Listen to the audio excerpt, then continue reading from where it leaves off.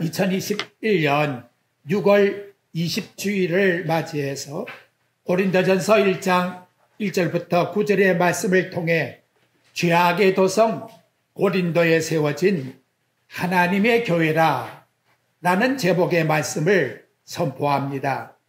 오늘 우리가 읽은 이 고린도라고 하는 도시는 고대 그리스라고 하는 나라의 도시로서 헬라 상업 중심지로 유치하여 부유함이 넘치는 그런 부자 도시였습니다. 아울러 이곳에는 세계에서도 유명한 12개의 신전이 있다라고 알려져 있고 종교로 인한 매춘하는 장녀들이 수천 명이 넘는다 이렇게 전해오고 있습니다. 이처럼 타락하고 부패한 고린도 도시에 사도 바울은 제2차 전도 여행 때에 이곳에 가서 1년 6개월 동안 복음을 전하여 고린도 교회라고 하는 이 교회를 세우게 되었다라는 거지요.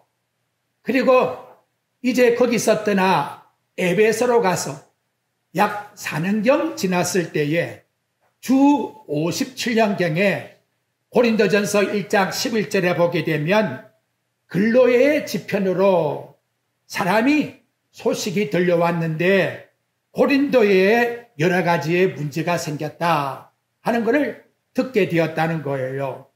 그래서 이 서신의 내용을 쭉 보게 되면 그들의 답변 형식으로 고린도전서가 쓰여져 내려가고 있습니다. 여러분들이 가서 이게 읽어보면 우상 제물에 관하여는 이렇게 나오는가 하면 신령한 일에 관하여는 이렇게 해서 질문에 대한 대답의 형식으로서 이 고린도서가 기록되어 있다는 거지요. 아울러 이 고린도 교회에는 복잡한 사건이 많았습니다. 그래서 당파 문제, 교회 안의 분류 문제, 소송 문제, 혼인 문제, 우상제물 문제, 여인들이 머리에 수건을 쓰는 문제, 성찬에 관한 문제, 성령의 은사에 관한 문제, 부활이 없다고 하는 문제, 헌금에 대한 문제, 얼마나 복잡합니까? 이런 소식을 바울 사도가 들었을 때에 마음이 참 참담했을 거예요. 어떻게 복음을 전해줬는데 교인들이 저렇게 타락한 생활 속에 빠질까? 어찌 보면 구원에 대한 모성도 의심할 수가 있는 그런 마음 상태까지 갈 수도 있다는 거지요.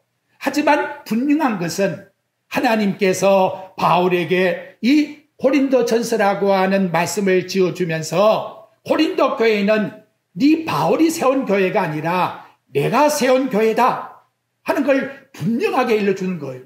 그리고 그 교회에 아무리 문제가 있다 할지라도 그것은 네가 처리하는 것이 아니라 내가 너에게 일러주는 하나님의 말씀을 통하여 은혜로 처리할 것이니 이걸 기록해서 고린도 교회에 일러주어라 라고 하는 말씀이 바로 이 고린도서에서 나오는 내용이라는 거예요.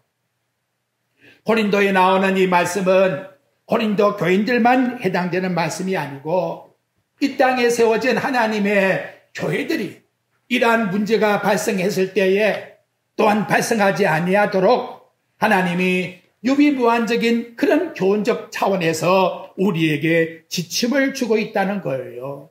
아울러 교회가 이런 문제가 발생하게 되면 고린도서에 나오고 있는 하나님 말씀이 바른 잣대가 되어서 너희들의 모든 일에 바른 처리를 하라 라고 하는 차원에서 오늘 우리들에게 주셨다는 거지요. 자, 그럼 여러분 이제 고린도전서 1장 1절부터 본론을 시작하려고 합니다. 1절 보십시오. 하나님의 뜻을 따라 그리스도 예수의 사도로 부르심을 받은 바울이 지금 전하고 있는 이 성경의 말씀은 고린도서의 말씀은 누구의 뜻이라고요? 하나님의 뜻을 따라. 이걸 인정해야 돼요. 사람이 만들어낸 것이 아니고 바울은 하나님께서 주시는 그 말씀을 내가 친히 너희들에게 전달해주는 통보의 역할이지 내가 지어낸 말이 아니라는 거예요. 그러니까 이 고린도서를 읽을 때마다 오늘 우리는 하나님께서 오늘 우리 안양교회에 어떤 교훈을 주고 있는가 라고 하는 그런 면에서 나와 여러분들이 교훈으로 꼭 받아들이셔야 합니다. 그런데 여러분, 참 놀라운 것은 저도 고린도서를 깊이 연구하지 못했는데 이번에 이 말씀을 보면서 은혜를 많이 받았어요. 이유가 뭐냐? 깜짝 놀랄 일이 있는데 2절 보십시오. 거기 말씀에 보면 고린도에 있는 교회 곧 이렇게 말하고 있지 않다는 거지요. 여러분들이 그 문구를 가만히 보십시오. 거기 뭐라가 적혀 있지요? 고린도에 있는 누구 교회라고요? 하나님의 교회라고 말씀하고 있다는 거예요. 참 이거 놀랍지 않습니까? 고린도라고 하는 자체가 세상적으로 누구에게 비교해도 가장 타락하기에 으뜸의 도시인데 부패의 가장 앞잡이가 되는 도시인데 거기에 누가 있느냐? 하나님이 임재해 계시는 교회가 있다라고 사도 바울을 통해서 말씀해 주고 있다는 거예요.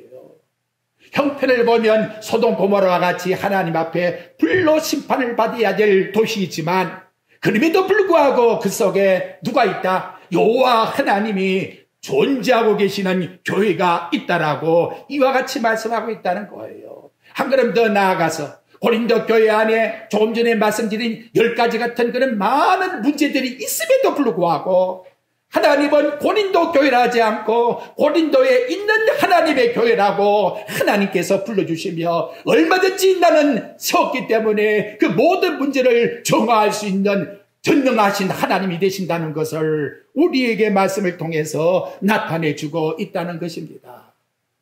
고린도전서 3장 16절 유명한 말씀이지요. 요한복음 3장 16절처럼 뭐지요? 너희는 너희가 하나님의 성전인 것과 하나님의 성령이 너희 안에 거하시는 것을 알지 못하느냐. 참 두려운 말씀 아닙니까? 타락한 도시여 타락한 교회인데도 불구하고 너희 마음속에 하나님의 성령이 임재했다는 사실을 너희들은 알지 못하고 있느냐. 이렇게 말씀하고 있다는 거예요. 오늘 본문에도 바울은 야 내가 너 보니까 너는 지옥에 마땅할 그런 사람이야. 그렇게 대하지 않습니다. 고린도전서 1장 10절 한번 보십시오. 뭐라고 말합니까? 첫 어두가 뭐지요? 안 믿는 자들아 그래요? 형제들아. 참 놀랍지 않아요? 내가 우리 주 예수 그리스도의 이름으로 너희를 권하노니 모두가 같은 말을 하고 너희 가운데 분쟁이 없이 같은 마음과 같은 뜻으로 온전히 합하라. 분쟁이 있다는 소식을 들음에도 불구하고 바울은 다 그들에게 뭐라고 부른다? 형제들아. 하나님의 자녀들아. 이렇게 바울은 본문의 말씀을 통해서 나타내주고 있다는 것입니다.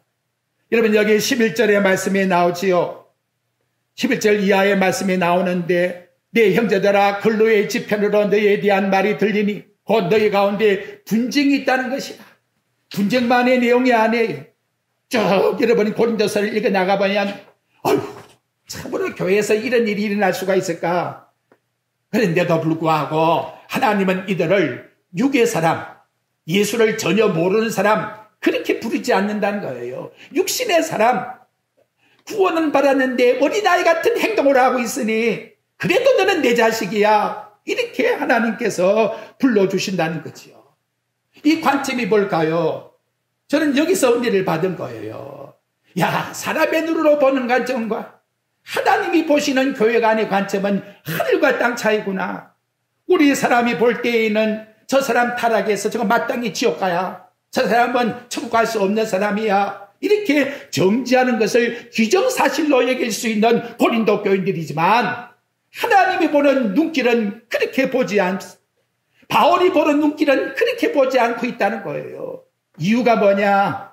하나님 보는 관점은 창세전에 너희를 선택한 하나님의 내 자식이기 때문에 비록 베드로와 같이 예수님을 세 번 다 모른다고 부정한다 할지라도 또한 도마와 같이 허물 많은 그런 죄인이라 할지라도 너는 이제부터 사도가 아니야. 내 제자가 아니야. 완전히 하나님이 배제시킨 것이 아니라 오히려 하나님의 사랑을 통해서 녹여서 하나님 교회의 훌륭한 사도로 회복시키는 것이 하나님의 놀라운 구원의 역사요, 하나님의 놀라운 전능하신 은혜의 역사라는 것을 오늘 우리들에게 보여주고 있다는 거예요. 고린도전서를 보게 되면 허물투성입니다. 그런데 놀라운 것은 고린도 후서에 가보니까 그것이 은혜로 정화되어서 바울은 오히려 하나님께 감사드린다고 말씀하고 있다는 거지요. 이거 얼마나 여러분 놀라운 하나님의 구원의 역사입니까? 여러분 아가서를 가보십시오. 거기 보면 술라미 여인이 나와요.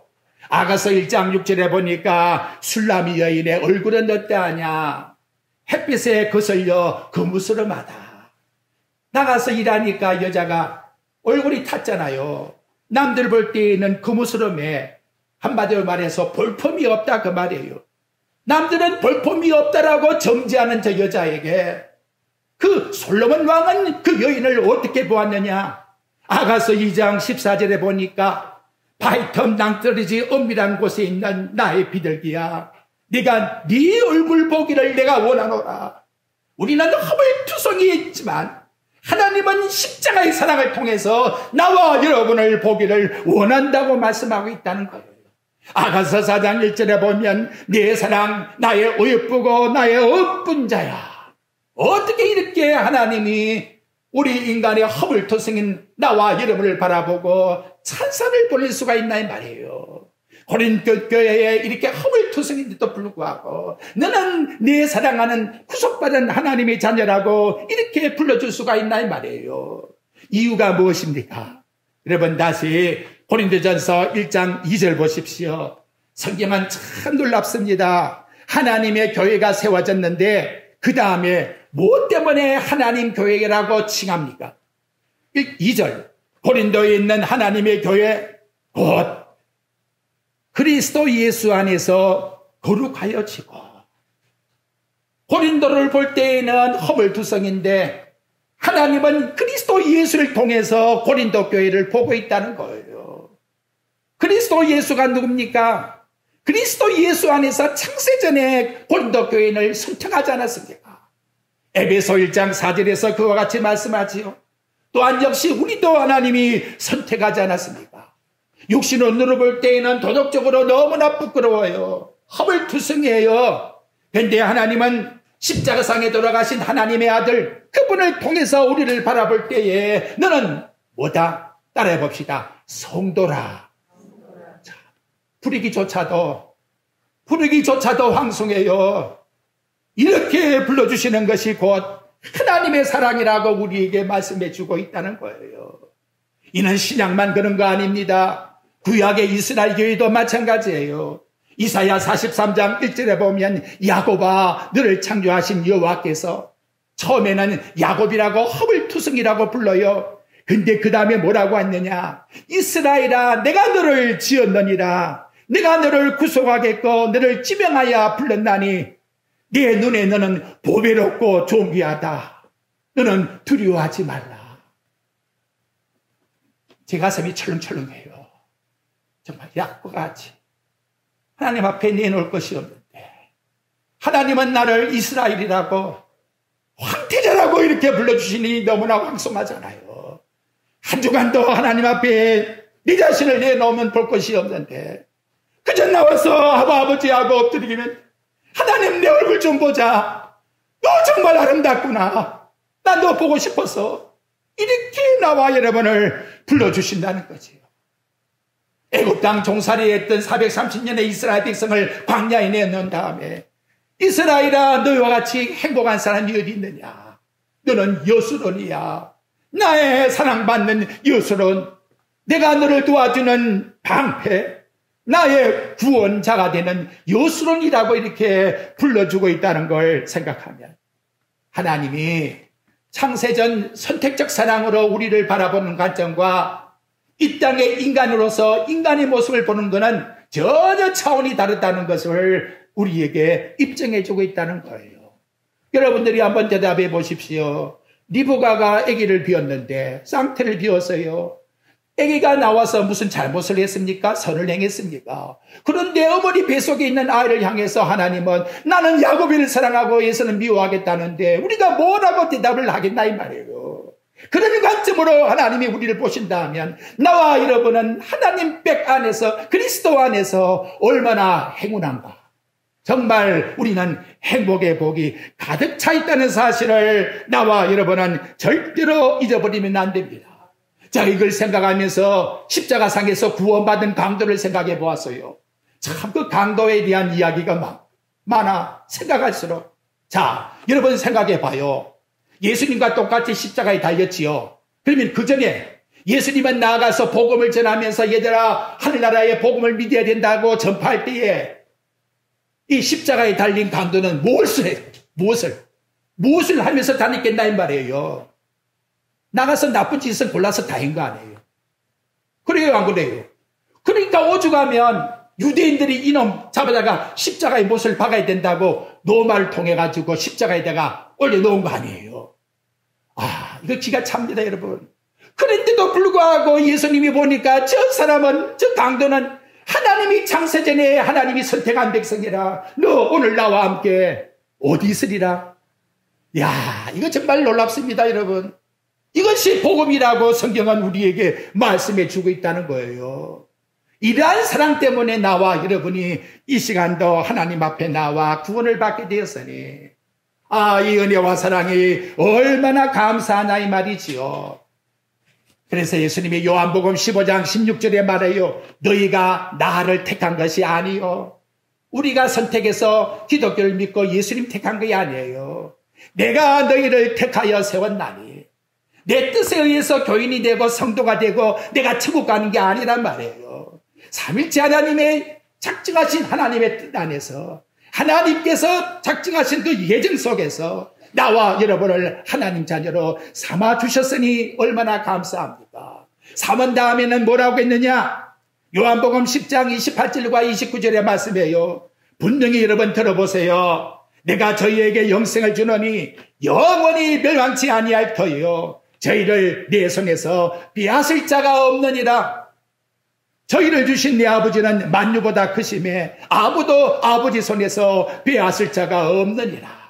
고린도 교회도 마찬가지예요. 하물투성이 나가서 죄짓던 이방인들이 돌아와서 아직도 온전하진 못해요. 그런데 교회는 엄부의 근세가 이기려고 하나 절대로 이길 수가 없는 것이 교회의 능력이라는 거예요. 하나님의 택한 백성을 절대로 이길 수가 없어요. 그럼 목사님, 선택을 받고 죄를 지으면 어떻게 할까요? 아, 근데 오묘해요. 성경에 보니까 이런 말씀이 나와요. 고린도전서 11장 27절에 보니까 성찬식을 합니다. 나가서 종들이 배 굶다가 성찬식 한다고 빵을 갖다 놓으니까 얼마나 맛있게 먹겠어요. 그래서 먹고 포도주 먹고 취해가지고는 그냥 두 손 벌리고 코를 굴면서 자는 사람들이 예비당 안에서 생겼다는 거지요. 죄라고 말합니다. 근데 하나님이 이들을 어떻게 했다고 하느냐. 너희 가운데 약한 자도 있고, 그러니까 하나님이 병을 줘요. 병든 자도 있고, 그리고 하신 말씀이 뭐냐? 하신 말씀을 보니까 하나님께서 잠자는 자들도 있느니라. 하나님이 당신의 택한 백성을 공부하다가 안 되면 하나님이 죽음으로 불러가신다는 거예요. 근데 참 놀라운 것은, 아이고, 저렇게 죽었으니까 저 지옥 가. 근데 성경이 그렇게 말씀을 하잖아요. 여러분들이 고린도전서 11장 32절에 가봐요. 하나님이 이들을 왜 하나님이 죽음으로 불러갔느냐 그 이유를 말씀합니다. 거기 내용에 보니까 죽게 심판받는 것이니 그렇게 안 돼 있어요. 징계받는 것이니 그것도 징계를 통해서 하나님이 천국으로 보낸다는 거예요. 이는 우리로 세상과 함께 정죄를 받지 않게 하려 합니다. 제 인간의 생각으로 말하면 참 의아심이 많을 거예요. 목사님 책임질 수 있어요? 그럴 거예요. 제 말이 아니고 하나님이 그렇게 말씀하니까 참 오묘하구나. 말 안 들어도 여러분 남의 자식입니까? 내 자식이잖아요. 나가 죄를 지어도 누구 자식이? 내 자식이잖아요. 권면하고 또 권면해요 하나님이. 그런데도 말을 안 듣는단 말이에요. 그러니까 하나님 뭐예요? 병이 나게 해서 한번 깨닫게 해주는 거예요. 근데 또 안 듣는 거예요. 그래서 하나님, 야, 너 일찍 천당 가자. 여기 와서 나하고 살자. 그래서 하나님이 불러가신다는 거예요.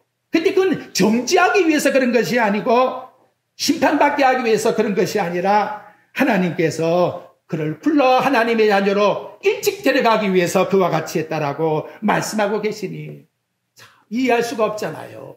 근데 로마서 9장 29절의 말씀에 보니까 하나님께서 결단하시는 선언이 있습니다. 하나님의 은서와 부르심에는 따라합시다. 후회하심이 없느니라.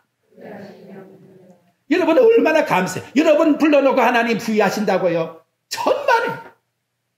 우리 인간은 여러분 후회할 사건들이 얼마나 많아요. 근데 하나님은 절대로 후회하는 분이, 전지전능하신 분이 어떻게 후회가 나오겠습니까? 정확한 하나님의 뜻 가운데서 나와 여러분을 불러서 하나님 뜻으로 나와 여러분을 하나님 자녀로 삼으셨다는 것을 기억해야 돼요.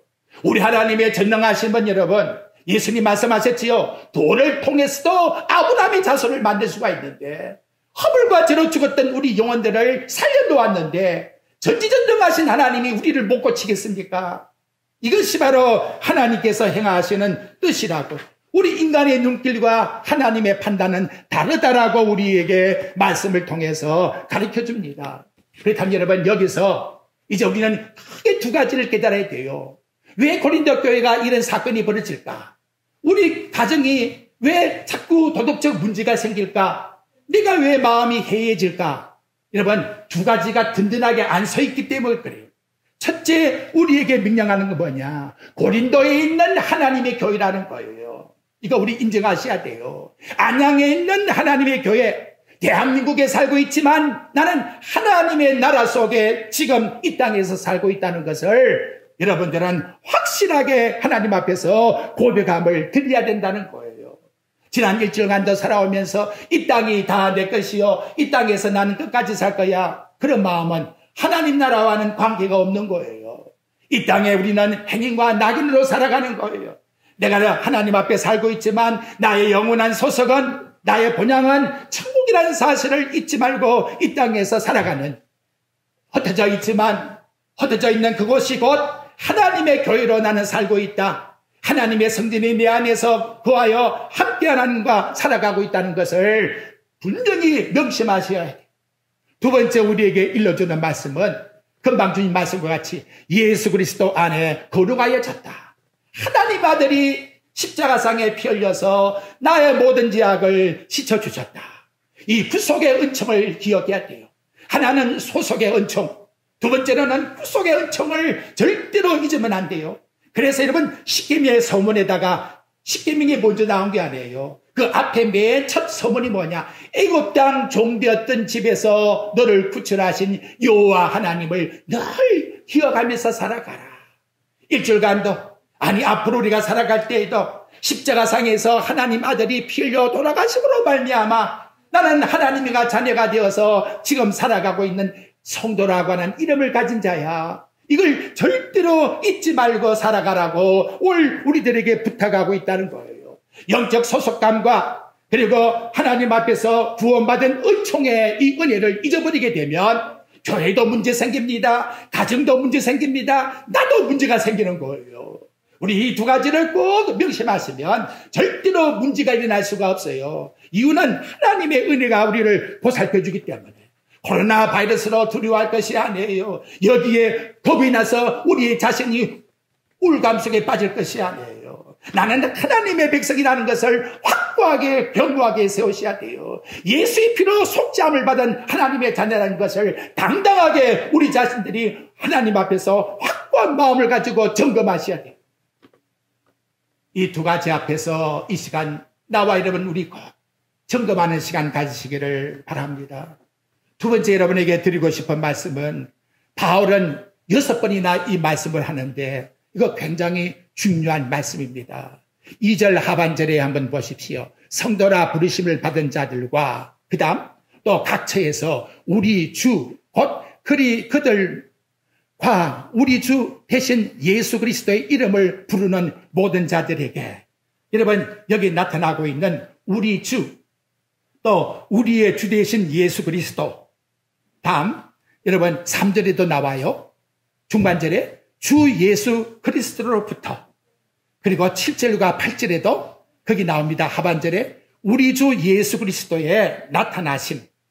8절에도 주께서 너희를 우리 주 예수 그리스도의 날에, 여기 계속 반복되는 말은 우리 주 예수 그리스도란 말을 무려 6번이나 계속해서 사용하고 있다는 것이지요. 세 번째 잊지 말아야 될 것은 우리 주인님은 로마의 황제가 아니라 주 예수 그리스도가 우리 주인님 되신다는 것을 절대로 잊지 말고 살아가라고 이 말씀을 주고 있다는 것입니다. 당시에 이 고린도 지방은 로마 나라와 직결되어서 영향을 받는 도시예요. 로마 나라는 어떤 나라냐? 그 당시에 로마 나라 가이서 황제가 나를 주라고 해라. 예수 믿는 사람, 그 예수라는 사람이 주가 아니야. 내가 너희들에게 돈도 주고 물질도 주고 양식도 주지 않느냐? 로마 나라의 힘이 곧 주인인 내가 주인이다. 그러니까 너희들 인사할 때에도 로마 황제에 감사하다고 주라고 이렇게 인사하라. 그 영향을 고린도 지방의 교회들이 너무나 잘 알고 있었다는 거지요. 이걸 알고 있는 바울은 세 번째 정말로 중요한 우리 신앙의 생활은 뭐냐? 우리의 주인은 나도 아니요, 이 나라 대통령도 아니요, 오직 우리가 믿고 있는 주 예수 그리스도, 그분이 우리 주라는 사실을 높이며 그 이름을 위해서 살아가라는 거예요. 그래서 여러분, 로마서에 보면 로마서 10장 13절에 누구든지 주의 이름을 부른 자는 구원을 받으리라. 로마 도시에 살고 있는 로마 성도들에게도 똑같은 말씀을 주고 있어요. 너희들도 지금 황제를 주라 부르라고 얼마나 응답을 받고 있느냐? 아니다. 우리 주 예수 그리스도를 주라 고백해라. 그러면 너희들은 구원받은 하나님 백성이요, 하나님께서 너희들을 지켜주라.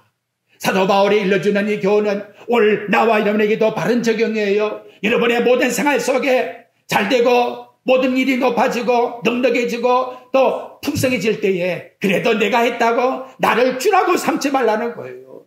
나의 주는 예수 그리스도뿐이라는 사실을 나와 여러분이 고백해야 이단과 이슬이 번남한 이 시대 가운데, 종교다원주의로 번남한 이 시대 가운데, 코로나 바이러스로 어려움을 당한 이 가운데에서 우리는 주만이 나의 주라고 고백하며 살아가는 이 정면 돌파의 신앙심을 가져야 고린도 지방과 같은 이 어려운 세속 속에 있는 가운데서도 그들이 신앙을 지킨 것과 같이 나와 여러분들도 바른 신앙생활 속에서 우리 삶의 목적과 비전과 목표가 바르게 살아갈 수가 있게 된다는 것을 우리들에게 말씀을 통해서 가르쳐주고 있다는 겁니다.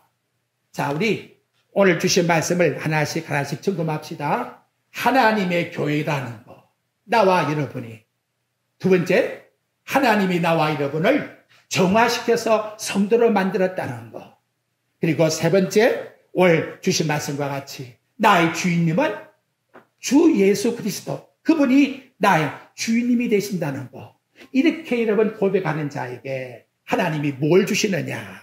5절 3절 보십시오. 성경이 참 오묘하지요. 이런 자에게 하나님이 이제 이걸 주신답니다. 하나님 우리 아버지와 주 예수 그리스도로부터 은혜와 평강이 있기를 원하노라. 은혜와 평강, 은혜와 평강이라고 하는 이 말씀 속에서 바로 로마 나라는, 로마의 모든 평화는 로마 제국의 힘을 통해서 평화가 온다. 그래서 팍스 로마나라고 하는 이름을 갖다 붙여놓았는데 바울은 아니라는 거예요. 고린도 지방 성도들아, 하물며 또 로마에 있는 교회 성도들아, 우리들에게 오는 은혜와 평강이라는 것은 바로 그리스도 예수를 통해서 우리에게 주시는 것이지 로마 황제가 너희들에게 평강을 주는 것이 아니라는 것을 확실하게 믿어야 된다라고 우리들에게 말씀을 통해서 나타내주고 있다는 것입니다. 성도 여러분, 우리 확신하십시다. 정말로 나에게 평강을 주시는 왕이 그리스도라면 어떻게 하나님께 드리는 예배가 소홀해질 수가 있겠습니까? 주님께 기도하고 주님을 찾는 생활이 어떻게 소홀해질 수 있겠나 이 말이지요. 정말로 나의 왕으로 믿습니까? 내 생명의 왕이시요, 내 재물의 왕이시요, 내 재주의 왕이시요, 내 삶의 왕이라는 것을 여러분들은 고백하고 있습니까? 고린도전서 3장 13절 봐요. 얼마 있으면 다 이분 앞에 가서 우리는 심판받아야 돼요. 뭐라고 합니까 여러분? 고린도전서 3장 13절 봐요. 각 사람의 공적이 나타날 터인데 그날이 공적을 밝히리니 이 날은 있다는 거예요. 우리의 모든 공적을 다 밝힐 날, 그날이 있는데 그게 왕이 누구냐? 우리의 주인 되시는 그리스도가 우리의 왕이 되신다라고 이와 같이 우리에게 말씀을 통해서 가르쳐주고 있다는 것입니다. 그러므로 여러분, 이제 우리는 자만할 것도 없고 교만할 것도 없고 또 우울함 속에 빠질 것도 없어요.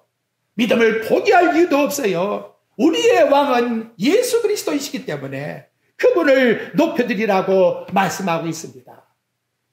근데 여러분, 참 놀라운 것은 3절 말씀을 다시 한번 보면 여러분, 이 평강이라고 하는 결론의 복이 나오기 전에 그 앞에 하나 단어를 붙여놨어요. 이걸 통해서 평강을 준다는 거예요. 하나님 우리 아버지와 주 예수 그리스도로부터 은혜와 주 예수 그리스도를 통하지 아니하면, 그분이 은혜를 주지 아니하면 무엇이 없다? 평강을 나와 여러분이 받을 수가 없다는 거예요. 참 놀랍잖아요. 그분이 뭘 했습니까? 십자가상에 하나님 앞에서 사람들을 위해서 피 흘리셨기 때문에 수직적으로 수평적으로 모든 자들을 하나님과 평화를 누리는 그와 같은 역할을 십자가에서 행하셨기 때문에 그분을 의지하고 나갈 때에 진정한 평화를 누릴 수가 있다라고 오늘 나와 여러분들에게 말씀을 통해서 가르쳐주고 있다는 것입니다. 근데 그 은혜라고 하는 능력은 그 평강 속에 무엇도 포함시키느냐? 여러분 8절 말씀의 내용을 한번 보십시오.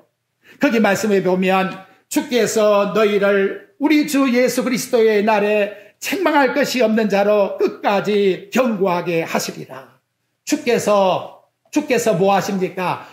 은혜 베풀어주는 주님이 나를 우리 주 예수 그리스도 날 주님 앞에 서는 그날까지 책망할 것이 없는 자로 끝까지 견고하게 그분이 은혜를 베풀어주기 때문에 나는 세움을 입을 수가 있다는 거예요.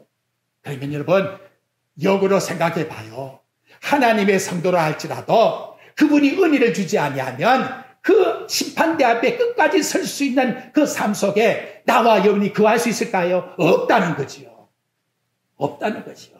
나와 여러분이 천국에 입성하는 그날까지 우리를 견고하게 세우시는 분은 예수 그리스도시다. 그리고 그분이 끝까지 나를 세워주신다. 아멘. 이분 때문에 나와 여러분은 승리할 수가 있다라고 오늘 우리들에게 말씀을 통해서 가르쳐주고 있다는 거예요. 또한 하나님의 은혜는 여러분 놀랍습니다. 다시 여러분 4절 한번 볼까요? 4절.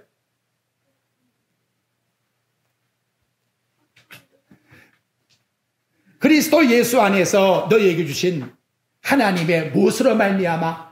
은혜로 말미암아 내가 너희를 위하여 항상 하나님께 뭐한다? 감사하는 은혜. 여러분 감사가 내 마음대로 나오는 줄 알아요? 내가 하나님 앞에 감사한다는 것은 하나님께 은혜 받은 자예요. 거꾸로 생각하셔야 돼요. 하나님이 나에게 은혜를 베풀어 주기 때문에 나는 하나님 앞에 감사함을 드릴 수가 있다는 거예요. 이 얼마나 아름다운 복을 받았습니까? 내가 주님 앞에 진정 감사함을 드릴 수가 있다면 하나님이 나에게 은혜를 베풀어 줬기 때문에 나는 하나님께 감사할 수 있게 되었으니 이보다 더 큰 은혜가 어디 있겠습니까? 이러한 복을 주신다는 것을 우리 알고서 하나님 앞에 헌금도 하고 감사도 하고 봉사도 하셔야 돼요. 왜 나한테 맡겨서 이렇게 고생시킬까? 이런 짜증스러운 말 하지 마세요. 하나님이 은혜 주지 아니하시면 아무도 할 수가 없는 거예요. 그 은혜 속에서 우리는 살아가고 있다는 것을 다시 한번 더 깊이 생각하셔야 됩니다. 아울러서 여러분 그 은혜가 이 고린도 교회에 무엇을 주었느냐? 오늘 본문 말씀의 내용에 보게 되면 하나님께서 그 은혜를 오늘 5절 말씀에 보니까 이걸 주었다고 말합니다. 참 성경이 오묘해요. 이는 너희가 그 안에서 모든 일 곧 모든 뭐다고요? 은병과 모든 지식의 풍족함으로 하나님이 은혜를 주었는데 고린도에다가 물질을 주었다. 세상 권세를 주었다. 높음을 주었다. 그래 말을 하잖아요. 뭘 은혜를 주었다? 은변이라는 것은 하나님 말씀을 잘 가르치는 거. 그리고 모든 지식, 하나님 주시는 그 은혜 속에 영적인 지식에 풍성함을 주었다는 거예요. 왜 여러분 이걸 고린도 교회에 주었을까요? 고린도 교회는 이방의 여러 가지의 철학과 문학과 모든 세상들이 완전히 산더미처럼 도미시장처럼 들어와 있었다는 거죠. 그걸 여러분 헤쳐나가기 위해서는 하나님이 꼭 필요한 은혜를 줬는데 고린도 교인들은 참 감사해요. 하나님 말씀을 잘 분별해서 이방 사람들에게 나아가서 그리스도를 전할 수 있는 그런 언변과 지식을 풍성히 부어주었다는 거예요. 그러니까 그 도시에 적당하게 하나님이 그 은혜를 준 거예요. 우리에게 준 것도 마찬가지예요. 하나님이 적당하게 너 이것 가지고 하나님을 하라고 오늘 나와 여러분들에게 주었다는 거예요. 아울러서 여러분 또 뭘 주었느냐? 7절 봐요. 너희가 뭐든 보다 은사에 부족함이 없다. 여러분들이 고린도전서 12장에 가보면 고린도 교회에 많은 은사를 받았어요. 그래서 지혜와 지식과 믿음과 병고침과 능력과 애용과 영의 분별과 방언과 통역과 성령의 여러 가지의 하나님의 풍성한 은사들을 이르게 주었는데 이 자체가 다 하나님이 은혜로 보여주셨다고 말씀을 해요. 근데 여러분 이 은사가 왜 문제가 생겼느냐? 문제가 생긴 이유가 뭡니까? 6절에 보니까 주신 은사의 이유가 있습니다. 거기 봐요.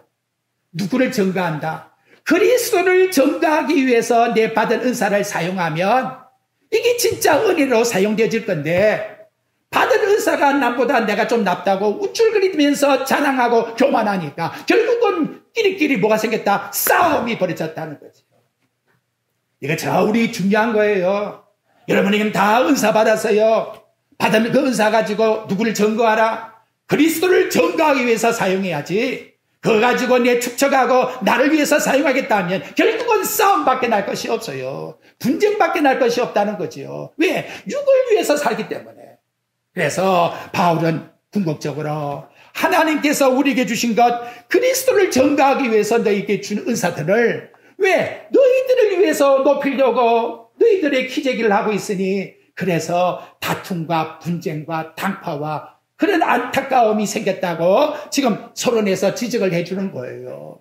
마지막 그러면 정말 아름다운 신앙의 나와 여러분의 삶이 뭘까요? 9절 가보십시오. 오늘 여러분들이 이렇게 살기를 원합니다. 오늘 이 말씀 이제 보고 마칩시다. 우리 9절 말씀 한번 읽어봅시다. 시작. 너희들을 불러 그의 아들 예수 그리스도 우리 주와 더불어 교제하게 하시는 하나님은 미쁘시도다. 거꾸로 내려갑시다. 하나님은 어떤 분이시다고요? 미쁘신 분. 미쁘다는 말은 절대로 거짓말하지 않는다. 하나님 말씀은 반드시 그대로 지키신다. 바로 그 하나님이 나와 여러분을 영원토록 변치 않고 함께 하기를 원하는 뜻이 있는데 그것은 뭐냐? 여기 보니까 당신이 보낸 그 아들 예수 그리스도와 사귐, 코이노니아, 서로 사귐을 가지는 삶을 살아가는 이것 때문에 내가 너희들에게 이 말씀을 부탁한다. 이렇게 결론을 맺고 있다는 겁니다.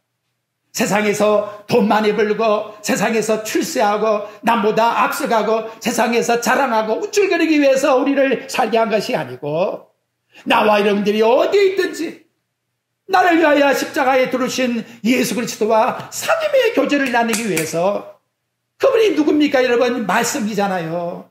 여러분에게 주신 이 말씀과 사귐을 나누게 하기 위해서 나와 여러분을 불러내셨다는 거예요.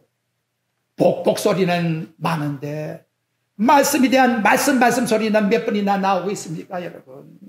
말씀을 저만 하나님 앞에서 귀담아 듣고 이 말씀과 나는 사귀겠다고 마음속에 사랑해 보십시오. 이 말씀 종이에 내 눈물을 한번 던져보라 이 말이요. 이 말씀 앞에서 새벽잠을 자지 않고 말씀을 연구해보라 이 말이에요. 하나님이 왜 은혜를 안 주겠습니까? 그렇게 하기 위해서 나와 여러분을 부르셨다는데 TV 보는 건 1시간도 좋고 2시간도 좋고 성경을 한 바닥 쓰는 것은 쓰기 싫어. 안 써. 시간이 없대. 형편을 보니까 안 된대. 제가 지금 책망하는 겁니까 여러분? No. 여러분 잘 되기 위해서 성경이 우리에게 진정 복이 뭔가를 이렇게 일러주기 위해서 나와 여러분들에게 사귐의 생활을 가지라고. 이렇게 하고 안 되면 내가 책임질게요. 하나님이 살아계신데. 오늘 우리 말씀 기억하시면서 다시 여러분 우리 9절 말씀 낮자를 넣어서 한번 읽어보고 마칩시다. 좀 부끄럽고 황송해도 시작. 나를 불러 그의 아들 예수 그리스도 우리 주로 더불어 교제하게 하신 하나님은 미쁘시도다. 아멘.